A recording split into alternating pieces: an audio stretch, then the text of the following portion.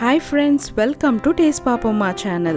இன்னைக்கு நீங்கள் உங்கள் வீட்டில் ஒரு பர்த்டே பார்ட்டினா அதை சூப்பராக வந்து செலிப்ரேட் பண்ணதுக்கு ஒரு ஈஸியான ஸ்வீட் ரெசிபி பார்க்க போகிறோம். வாங்க வீடியோக்குள்ளே போகலாம்.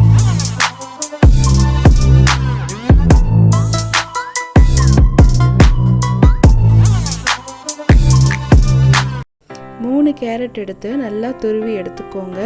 பெரிய கண்ணில் துருவாமல் சின்ன கண்ணில் துருவுங்க, அப்போ தான் நைஸாக இருக்கும் உங்களுக்கு. முந்திரி திராட்சை தேவையான அளவு எடுத்துக்கலாம். 1/2 ஸ்பூன் ஏலக்காய் பவுடர், இது வந்து நல்லா டேஸ்ட் கொடுக்கும். அதே மாதிரி பாதாம், உரிச்ச பாதாம் எடுத்துக்கோங்க. 1/2 கப் கீ எடுத்துக்கோங்க.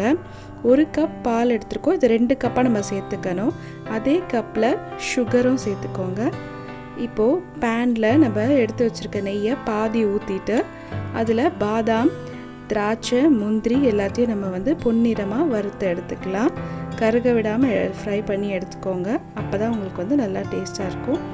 பாதாமை நம்ம கடைசியாக சேர்த்துக்கலாம். இப்போது முந்திரி திராட்சை நல்லா வறுப்பட்ட உடனே நம்ம அதில் கேரட்டை சேர்க்க போகிறோம். கேரட் வந்து பச்சை வாசனை போகிற வரையும் சிம்மில் வச்சு நல்லா வதக்கிக்கணும் கேரட்டை.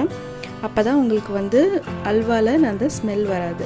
கேரட்டை ஒரு 5லேருந்து 10 நிமிஷம் வரையும் சிம்மில் வச்சு நல்லா வதக்கி விடுங்க. பொறுமையாக மிக்ஸ் பண்ணி விடுங்க. கேரட் கொஞ்சம் வேகும் போது நம்ம நெய் வந்து சேர்த்துக்கலாம் லைட்டாக, ஏன்னா ஒட்டாமல் இருக்கும் உங்களுக்கு பேனில்.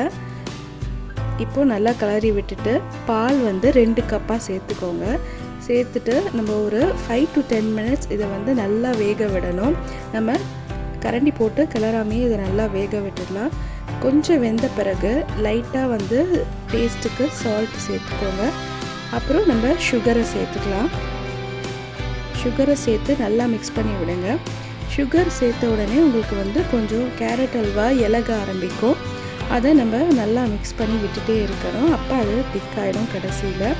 இப்போது சுகர் வந்து கொஞ்சம் நல்லா வாட்டர் கட்டின பிறகு நம்ம ஏலக்காய் பவுடரை சேர்த்துக்கணும். லாஸ்ட்டாக தான் சேர்க்கணும். சேர்த்து இந்த தண்ணியெல்லாம் நல்லா இதுவான பிறகு மீதி பாதி கப் நெய்யை நம்ம சேர்த்து மிக்ஸ் பண்ணி நல்லா தலைன்னு ஒரு கேரட் அல்வாவை செஞ்சு எடுத்துக்கலாம். இது ரொம்ப ரொம்ப டேஸ்ட்டாக இருக்கும். ரொம்ப சிம்பிளாகவும் செஞ்சிடலாம். இப்போது கடைசியாக நம்ம எடுத்து வச்சுருந்த பாதாமை வந்து இதில் சேர்த்துக்கலாங்க. அவ்வளோதான், நம்மளோட சூப்பரான கேரட் அல்வா ரெடி ஆகிடுச்சு. உங்கள் வீட்டில் யாருக்காவது பர்த்டேனா கேசரி இந்த மாதிரி வழக்க போல் ஸ்வீட் செய்யாமல் இந்த மாதிரி டிஃப்ரெண்ட்டாக செஞ்சு கொடுங்க, ரொம்பவே விரும்பி சாப்பிடுவாங்க. இந்த வீடியோ உங்களுக்கு பிடிச்சிருந்தா லைக் பண்ணுங்கள், ஷேர் பண்ணுங்கள், சப்ஸ்கிரைப் பண்ணுங்கள். தேங்க்யூ.